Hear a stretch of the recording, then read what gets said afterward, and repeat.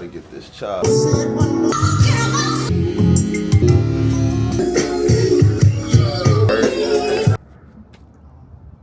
All right, Joe.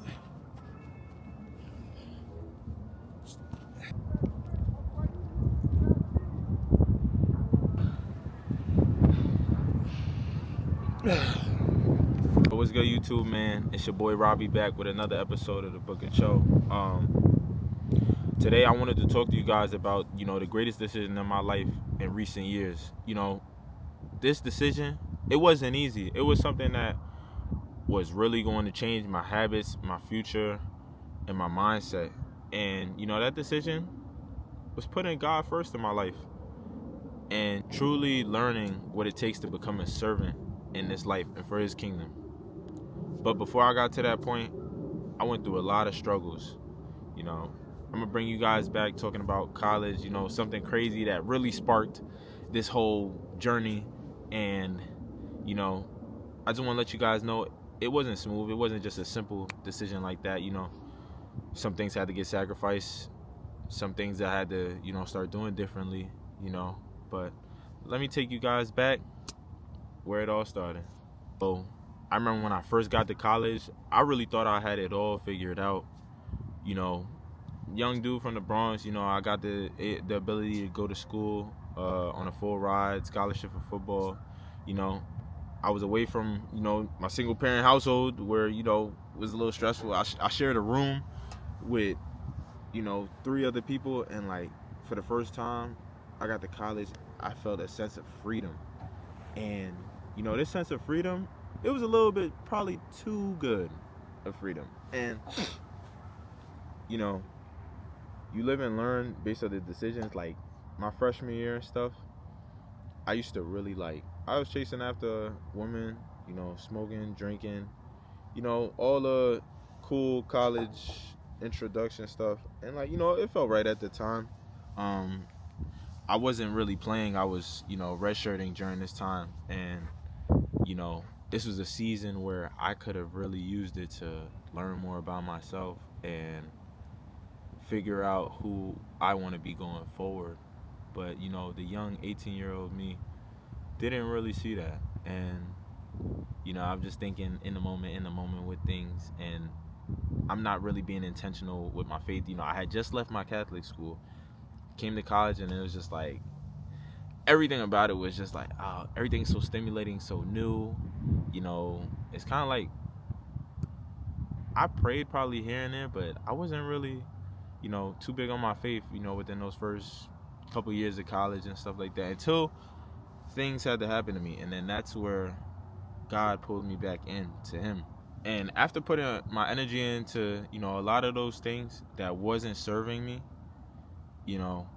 I didn't realize I was really running on empty. Like, yes, I had success on the field, a little bit in the classroom, but it was nothing that was really sustainable because I was basically running on empty. My soul was empty. I had no real intent and real purpose with my life. It was just like I glorified and idealized football, and I idolized football women, like having a good time in college, all those things. And I wasn't really purpose driven at the time. It was like, yeah, I just want to get on the field and play and, look cool doing it. But, you just learn to, rediscover yourself. So I'm like a year out of college now. Mind you, I'm 24, about to turn 25. Shout out to COVID year. But no, after college, bro, recently, once I got cut from Tennessee, reality kind of really set in and hit. And it was just like, yo, you don't have nothing else guaranteed. And it's not to say I don't want to chase my dreams with football and stuff like that, because I am. But that moment right there was just like, dang, I'm unemployed. But no, it's all good. It's all part of the journey. Like I said, man, I got my opportunity in Canada, and I'm super grateful and super blessed for that. Just I love the game, and just getting the opportunity to go travel somewhere else and do what I love. How many people truly are doing that in today's society? Really gotta sit there and think about it. A lot of people just working to do things that they don't truly like, but it pay the bill and they make the lifestyle look good. So, you know what I mean? I'm getting paid to play and do what I love, man. This is probably one of the hardest moments in my college career, and you know, it had nothing to do with football and being on the field. It was everything off the field. So it's a random April weekend. You know, I'm hosting, you know, a couple of recruits. You know, we go to dinner, we do all that good stuff. And, you know, I bring them out because, you know, try to show them a fun time, you know, get them acquainted, meet some guys on the team and stuff like that. And eventually, you know, I drank, they drank. I didn't drink too much. You know, I don't like getting, you know, drunk, you know, just more so buzzed in a sense. It was cool night, chill night. So later on, you know, I go to bring them to their hotel. You know, I'm driving. Mind you, I'm good. I do not advise nobody to intake any alcohol and drive. But in my head, I thought I was good. And maybe I should have drank some water, sobered up. But anyways, to go on with the story. So I dropped off my teammates at the hotel, safe and sound. You know, everything was fine. I knew I was good to drive. Then I'm driving back, and as I get to the exit, my car slip light turns on, and then my car just suddenly go and I'm like, I'm not panicking, but I'm also like, all right, what's going on? I'm just thinking in my head, I got a flat, you know, I ran over a little pin or something. And then eventually I get to my exit. My house was to the right if I made a right off the exit, and to the left was the gas station. And I made the left because I thought I had a flat in my tire instead of going to the right and just worry about it tomorrow. Made the left, went to the gas station, got out my car, seen that my tire was ripped, and proceeded to get back into my car and think that I could drive home with my tire basically on my rim. And, you know, it was foolish by me, you know, very foolish. And then eventually I got pulled over, and, you know, they did their procedure to see if I was drunk.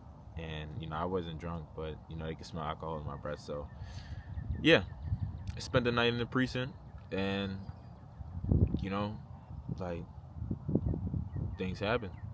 And, you know, from there, I just kind of was just, like, so upset with myself. And after that night, sitting in that cell, I was like, I will never, ever go in a cell again, because I was crazy. I'm somebody that really enjoys, and, you know, I love my freedom. I enjoy my freedom. So, after that situation, when I was released from there, I called my coach immediately and told him, I was just like, I just got out of the precinct, I got DUI, I got court date.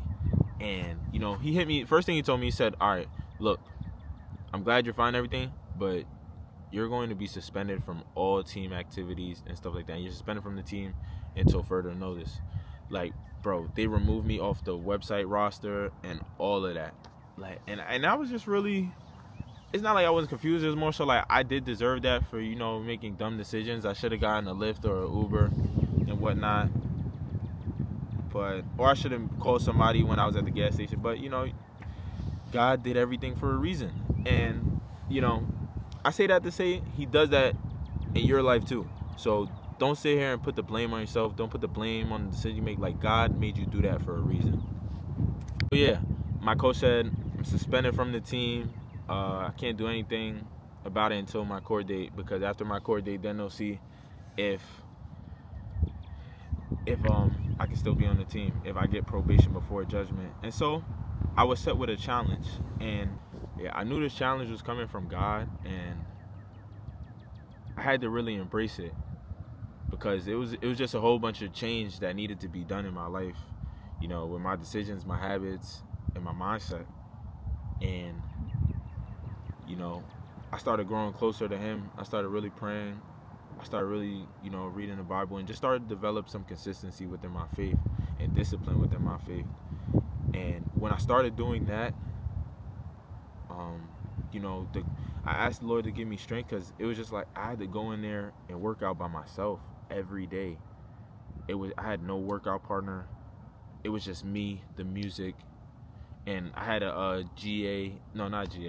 had one of the strength and conditioning interns lifting with me all summer, helping me, unload, re-rack the weights and stuff like that. But I'm basically in there by myself. There's no other team in there. It's just me versus me. I don't have no energy from anybody else, hyping me up to, maybe PR or lift this heavy weight, and it was tough.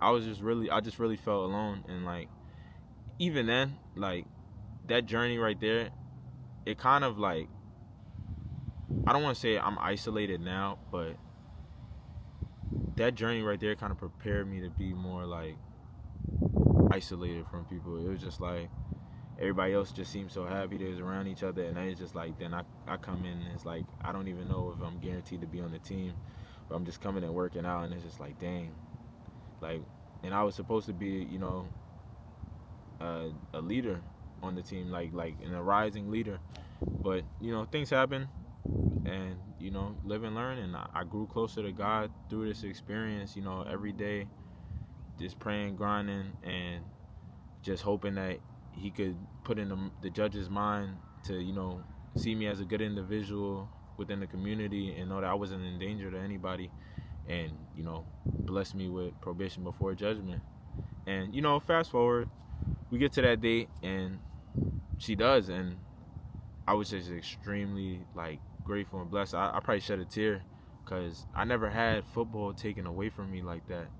And I love the sport, and I've always grinded, even when I had injuries and setbacks. I always was just thinking in my mind, I can still make it pro. I'm gonna be here, and I'm gonna leave a legacy here. And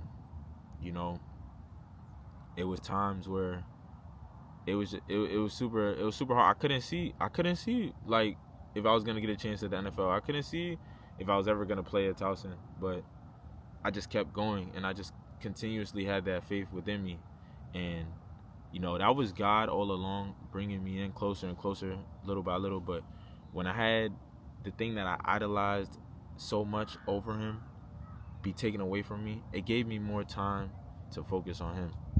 And I realized after that summer, I'm going to give him all the glory for this season, because I stayed down, and I just trusted his process and trusted every emotion that he put me through in that journey. It was even a time, like, I forgot to even tell y'all, I was broke that whole summer, bro. I was literally broke. Like, I had to pay lawyer fees, and I had to pay like a citation.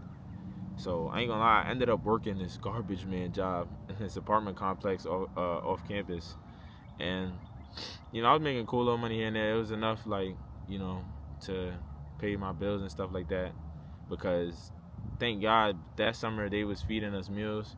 So all my money, like that they took it out of my check, it went to the meals and stuff like that. So they paid me through there. No, all my money went to the meals, and I was able to eat every day. I had breakfast, lunch, dinner, so that was a blessing. But everything else, like my rent, utility bills and stuff like that, man, I had to come up with some cash. And yeah, it was super humbling experience. But I don't ever take it for granted. I don't regret nothing, because it done made me a stronger man, a stronger individual, a stronger brother, a stronger son, a stronger servant for God and his kingdom. And yeah. And listen, I just want to close this out, man. If you're struggling, if you feel lost, if you're carrying the weight of your past mistakes, just know this: it's never too late to put God first. Your past does not define you, and it never will define you. What defines you is the choices you make today, because you can only control today. You can't see tomorrow, and if you're looking back, you're looking behind you, and you can't go forward. I'm living proof that God can turn things around, because if he could do it for me, he can do it for you as well. And he's an omnipresent God. He is here. He's right here, right now, in this moment. If you're watching this, he's there with you too, whenever you watch this. I just want to spread love, spread encouragement, and inspire others, to put God first in their life, and just chase what he has set out for you, because his plan is ultimate. So if you're watching this, I challenge you to take that step, seek him, and watch how your life starts to change, man. If this video spoke to you, drop a comment below. Share your story in the comments if you want to. And if you haven't already, hit that subscribe button, because we're on this journey together, man. Book a show, baby. Flipping another page. Peace.